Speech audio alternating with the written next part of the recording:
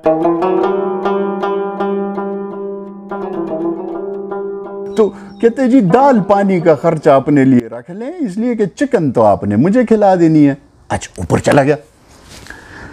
जब वो गया ऊपर तो मैंने अपने उस दोस्त को बुला के मैंने कहा यार मुझे ये बताओ, did I hear this right? वो कहते ऑफ कोर्स, कहते मैं तो तुमसे कह रहा हूँ कि यार ये खुला खाता है, तुम जो है तो पता नहीं किन उसमें फॉर्मेलिटीज़ में पड़े हुए हो। ये वो खैर एनीवे, वो थोड़ी देर बाद नीचे उतरा, उसने कहा कहते जी ये अच्छा। अब मैं जो है तो टिपिकली मैं भी थोड़ा स्टूपिड था, वो ज़माने में आइडियलिस्ट होता है आदमी। वो मैंने उससे कहा, मैंने कहा देखें जी आपने तो मुझसे बड़ा मुश्किल सवाल पूछ लिया है, मैं आपको रेट क्या बताऊं, मुझे ना वॉल्यूम का पता है, ना मुझे ये पता है कि कहाँ पे ये लगानी है, किस टाइप की सबस्ट्रेट है उसके नीचे, क्या वो करना है, किस किस्म का काम करना है। तो आप मुझे कोई डिटेल्स दें तो मैं आपको अच्छा रेट बताऊं। फिर ये रेट ऐसे तो नहीं है सिंपल के जी फलाना। तो उसने ऐसे ना ऐसे देख रहा था मुझे ना, ऐसे ना बड़ा उसने सर धुन के ना कहता है आओ गाड़ी में बैठो मेरे साथ। कहता है ड्राइवर से अपने को पीछे आए, गाड़ी में बैठो मेरे साथ। गाड़ी में बैठे, वो CBR के उससे थोड़ा सा ही मुड़ के, वो सामने ब्लू एरिया की लंबी सड़क है, उसके ऊपर जैसे ही मुड़े इस तरह ना, उनसे कहता है साईं ये 7 किलोमीटर की सड़क है, इसके दाएं बाएं बीच में दोनों तरफ ये 6-6 फुट के वो बनाने हैं फुटपाथ, आप हिसाब लगा लें कितना वो है, अब रेट बताएं आप मुझे कि कितना वो है। मैंने उसको फिर से कहा, मैंने कहा अच्छा जी बिल्कुल मैं आपको रेट बताऊंगा, लेकिन ये रेट जो है ये कॉम्प्लिकेटेड चीज़ है। तो फिर वो ऐसे ना, शाम को आप घर आ जाएं, मैं घर में ऑफिस अपना लगाता हूँ, शाम को आप घर आ जाएं। तो फिर मैंने कहा अच्छा जी ठीक है सही है। उसने मुझे उधर ही गाड़ी से उतारा, पीछे मैं अपनी गाड़ी में बैठा, वो चल पड़ा।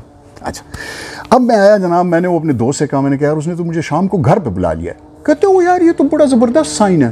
कहते हैं वो तो दफ्तर में कोई काम उसका होता ही नहीं है। कहते हैं वो 12-1 बजे आता है, ये वो उसका असली दफ्तर जो है वो उसके घर में शाम को लगता है बेसमेंट के अंदर।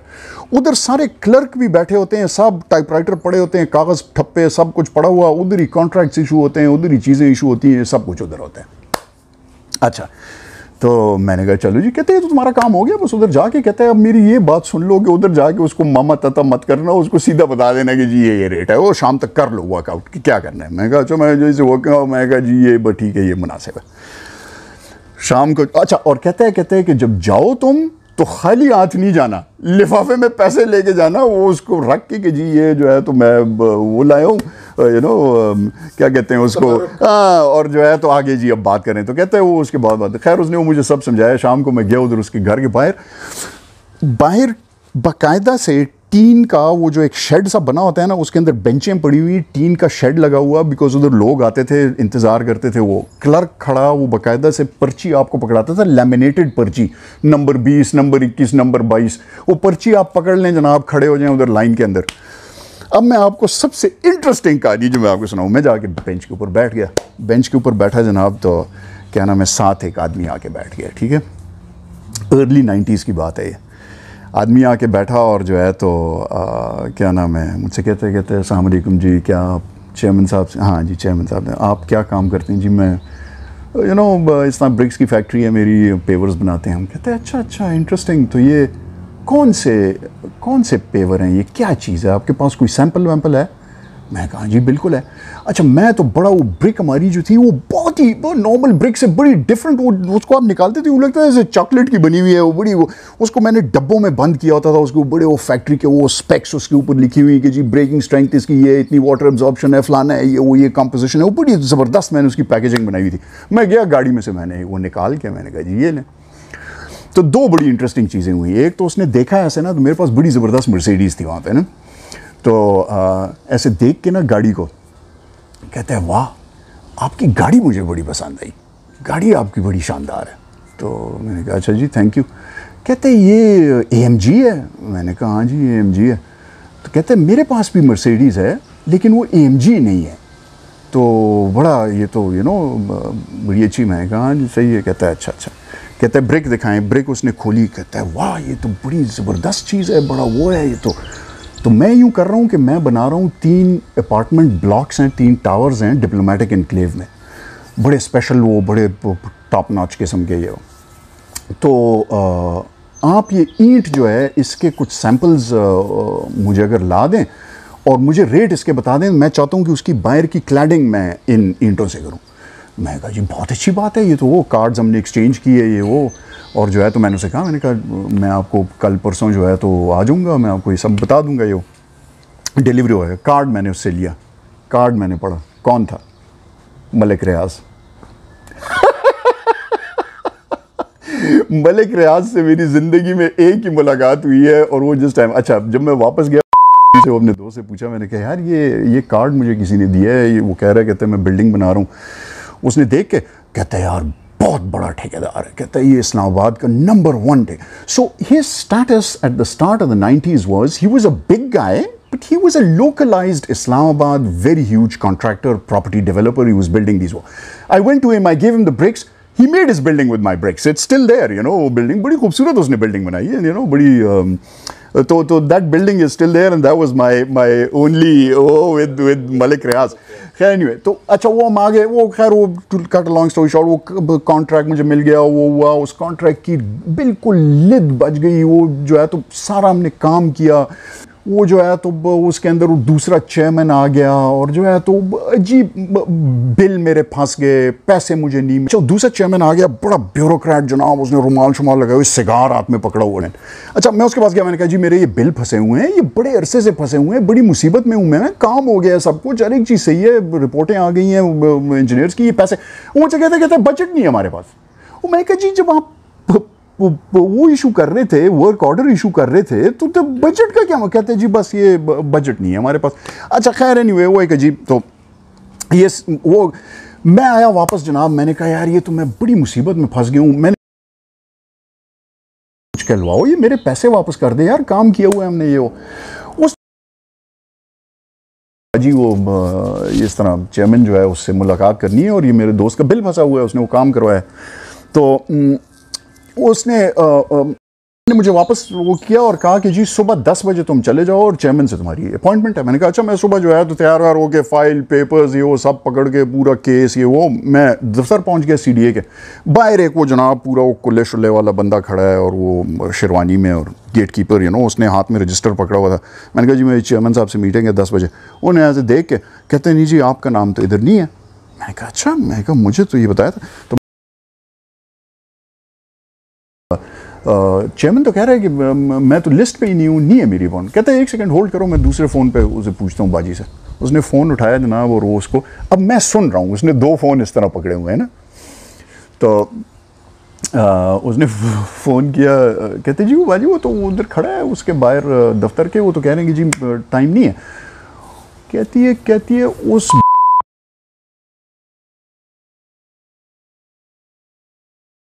गालियाँ यू नो, ऐसी गालियाँ कि वो, और वसीम से कहो कि दरवाजे को लात मार के अंदर जाए, और ये मैं मजाक नहीं कर रही, उससे मैं नाराज़ हो जाऊंगी, उसको को लात मार के दरवाजे को अंदर घुसे और उसको कहे कि जी काम अभी करो। अच्छा मैंने कहा कि यार ये पता नहीं किस मुसीबत में फंस गया हूँ मैं, ये क्या अजीब हो रहे हैं। उसने कहा, कहते उसने फ़ोन बंद किया, मुझसे कहते तुमने तो सुन लिया क्या कह रही है वो, जाओ उधर। अच्छा अब मैं ये फ़ोन कर रहा हूँ और उससे बात कर रहा हूँ, इतने में हाँफता हुआ एक आदमी नीचे उतरा, ठीक है ना, बिल्कुल परेशान हाल। वसीम साहब वो ठीक है। मैंने कहा हाँ जी मैं हूँ। इधर आए जी, वो चेयरमैन साहब आपको बुला रहे हैं फलाना। और वो सब जिस तरह मोजेस का वो खुलता है ना, पार्टिंग होती है, वो रश सारा खुला जनाब, ये वो पकड़ के मुझे अंदर ले गए। अंदर गए दफ्तर में, मैं पहुंचा उसके पास। 1 हफ्ता पहले मैं उससे मिला था, वो यूं बैठा हुआ था, यूं करके सिगार उसने पकड़ा हुआ। Yes I am very sympathetic to your वो young man, you are a very dynamic फलाना यंग वो, और तुम जो है तो तुम जैसे लोगों की तो हमें ज़रूरत है यहाँ पे, और ये बिल्कुल तुम्हारा काम होना चाहिए। बड़ी ज़्यादती की है उन्होंने, लेकिन प्रॉब्लम ये है कि मेरे हाथ फंसे हुए हैं, मैं जी बजट नहीं है, फलाना नहीं है ये वो। अच्छा वो कह रहा मैं दरवाज़ा, मैं अभी दरवाजे तक नहीं पहुंचा था कि दरवाज़ा खुला, और ये मैं बिल्कुल विदाउट एग्जैजरेशन, ये चीज़ इसमें कोई एडिशन नहीं है। दरवाज़ा जो है वो आधा खुला हुआ था, तो उसके पीछे चेयरमैन खड़ा, यूँ उसने दरवाज़ा खोला, यूँ मुझे देखे ना, वसीम साहब आइए आइए आइए आप अंदर। अच्छा मैं जैसे ही आया ना, तो वो अभी डेस्क की तो लंबा ऑफिस था, डेस्क दूर था, तो उधर ही खड़ा होके ना, आपसे मुझे बहुत गिला है वसीम साहब, बहुत नाराज़ हूँ मैं आपसे। और अभी आहिस्ता आहिस्ता उसका वो भर रहा है ना, यानी आपने मुझसे कोई तारुफ अपना नहीं करवाया, ये तो बहुत ज़्यादती की आपने। देखें जी मैं तो इतनी पता नहीं इतने साल से मुलाजिम हूँ, इतनी गालियाँ मैंने कभी ज़िंदगी में नहीं सुनी। मेरी जितनी बेइज्जती आपने करवाई है, मैं आपसे नाराज़ हूँ। मुझे आपसे बहुत सख्त गिला है ऐसे ना। तो मैं अब खड़ा हैरान हूँ, it's like it was embarrassing. तो मुझसे कहते आप इधर ही खड़े रहेंगे, आपके नहीं चलेंगे। मैं कहा जी चले तो यूँ गो। कहते नहीं जी आप आगे जाएं, पहले आप बैठें, ठीक है ना। जब मैं जाके कुर्सी के ऊपर बैठ गया तो इस तरह जाके ना कुर्सी के ऊपर बैठ के कहते हैं जी मैं तो आज वो लंबी कहानी, और रो रहे हज़ारों कतार। मैं बहुत सी अति की आपने मेरे साथ फलाना, ये वो किधर है आपकी फाइल, और ये वो घर बुला, ये ले चेक, ऐसे आइंदा ना करें, वो बड़ा गिला है मुझे आपसे। मैं बाहर निकला है, मैंने कहा यार ये क्या अजीब ड्रामे हैं, like what kind of people are these. लेकिन ये हम लोगों की ये शैलोनेस, तो ये जो है, ये जो मैं आपसे सोसाइटल तजाद का कह रहा था ना, एंटायर सोसाइटी के व्हील्स आउट ऑफ अलाइनमेंट हैं, वो ची ची किए जा रहे हैं, और ये सारे मुल्क के अंदर एक शोर हंगामा है।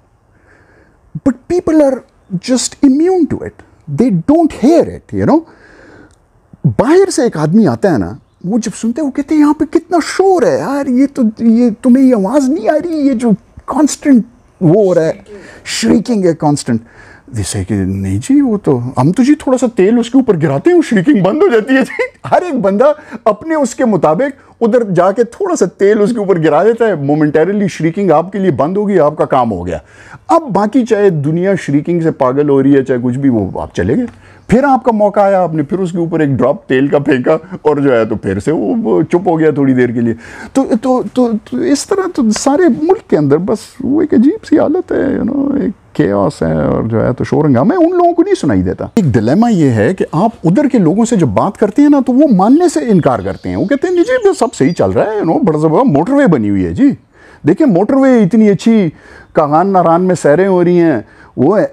वो ये नहीं देखते कि यार that's not it. I mean ठीक है, मोटरवे बड़ी इंपॉर्टेंट है, मैं ये नहीं कहता कि जी मोटरवे ना बनाएं आप, लेकिन सिस्टम्स तो आप बनाएं ना यार। एक मुल्क के अंदर आप मुझे ये बताएं, आप न्यूक्लियर पावर हैं, हर एक चीज़ें, वो सुल्तान था कि कौन था, वो इस्लामाबाद की सड़क के ऊपर खड़ा होके पिस्तौल उसने पकड़ी हुई, जनाब क्लाशनकोफ, पेशाब करने गया, बीवी को उसने पकड़ा दी मशीन गन, कहते हैं ये लो जी, खुद जाके उधर साइड पे। अच्छा, जो एसपी था उसका वो चप्पलों में आया हुआ था, और जो है तो नेगोशिएट कर रहा था उसके साथ, ठीक है ना, गाड़ी के साथ खड़ा, चप्पल उसने पहने हुए थे यार।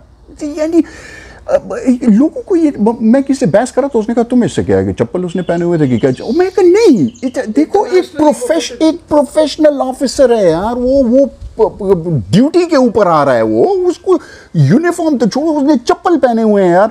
अच्छा, वो आके उसके साथ कोई कोड़पोड़ कर रहे हो जनाब, वो दूसरे वो कौन था, वो एमपीए था, उसने जाके वो अपना ड्रामा रचा दिया, वो गिरा के और थप्पड़ मार के, और वो।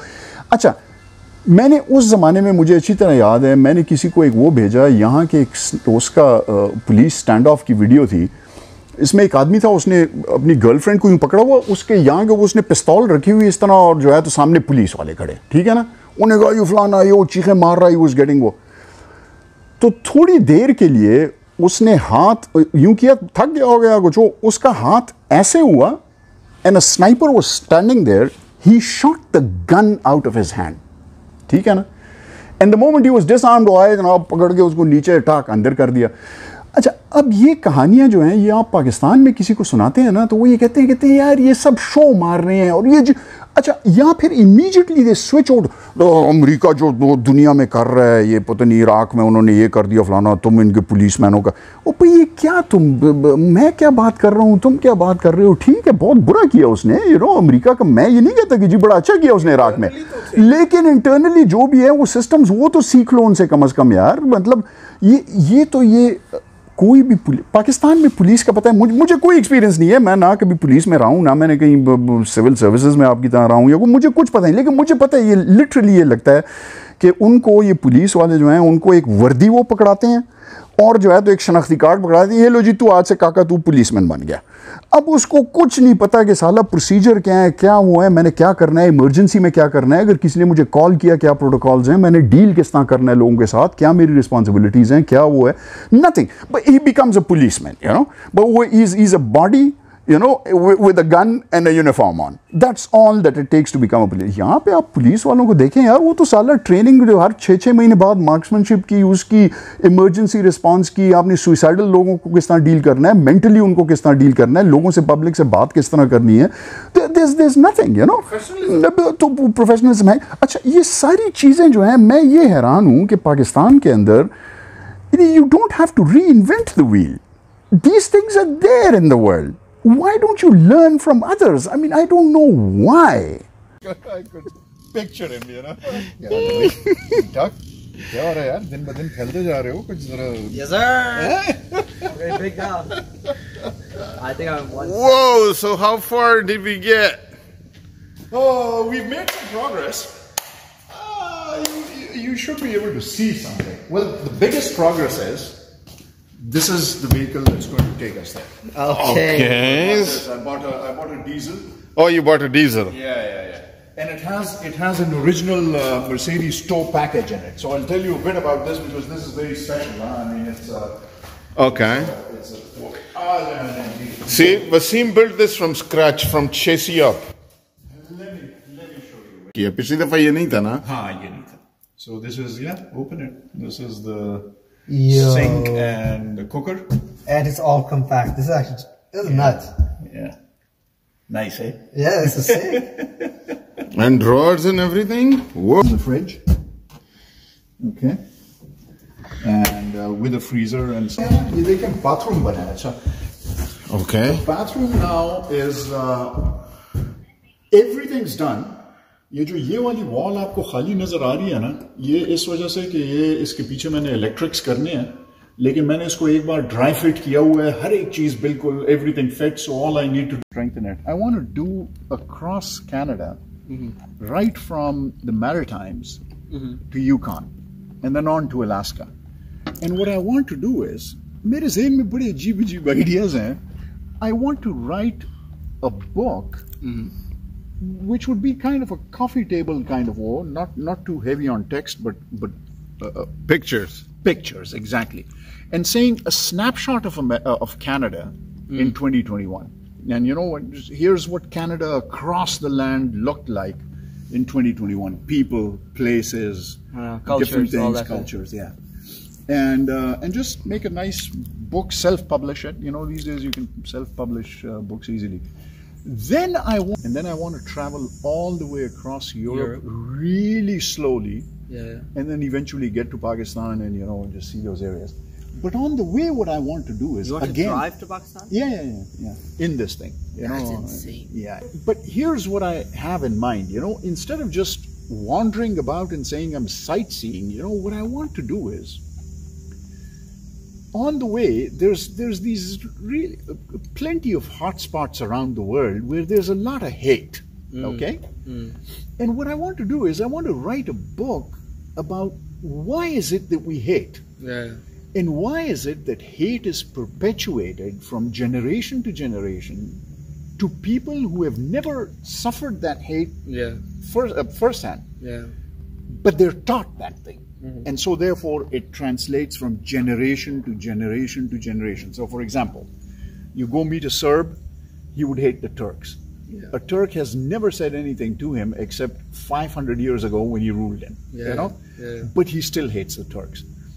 He would hate the Albanians. The Albanians would hit on the Montenegrins, Armenians hate the Turks. It's been 150 years since the genocide, but the Armenians still don't like the Turks, okay? You go to Georgia, they don't like Abkhazians. Abkhazians don't like Tajiks. Go to Afghanistan, they don't like Pakistanis. Pakistan, they don't like India. In my books, what my grandfather suffered is not essentially something that I should take for granted as well and say, you know what, that suffering still continues and it's still the same people and it's the same mindset.